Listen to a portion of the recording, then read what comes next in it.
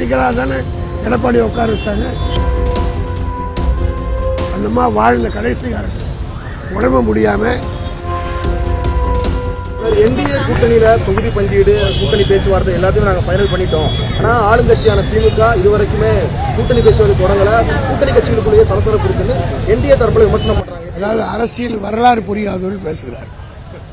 1967 அண்ணா காலம் தொட்டு கூட்டணியை எப்படி அமைப்பது, கூட்டணியோடு எவ்வாறு பேச்சுவார்த்தை நடத்துவது என்கிற எங்களுக்குன்னு ஒரு பாரம்பரியம் இருக்கு.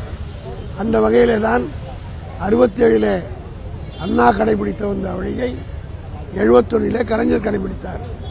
அதனைத் தொடர்ந்து 2004 தேர்தல், தொடர்ந்து எல்லா தேர்தலும் சரி, தலைவர் தளபதி அவர்கள் 2019 இருந்து நடைபெறுகிற தேர்தலை அவருடைய தலைமையில் திமுக சந்திக்கிறது.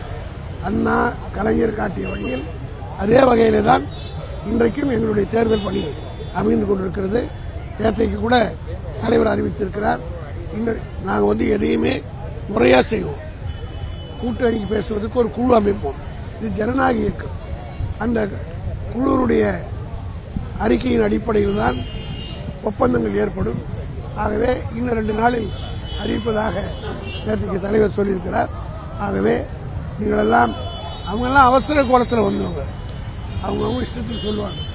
ஆனால் நாங்கள் slow and steady wins the race என்று சொல்வார்களே, அதே போல முறையாக ஒவ்வொரு படியும் அளந்து எடுத்து வைத்து வெற்றிக்கான இலக்கத்தை அடைவோம். டிஎம்கே காங்கிரஸ் அலையன்ஸ் ஸ்ட்ராங்கா இருக்குன்னு நினைக்கிறீங்களா? ஏன்னா காங்கிரஸ் விஜய் தரப்புல பேச்சுவார்த்தை நடத்துவதற்காக 2ஆம் கட்ட தலைவர்கள்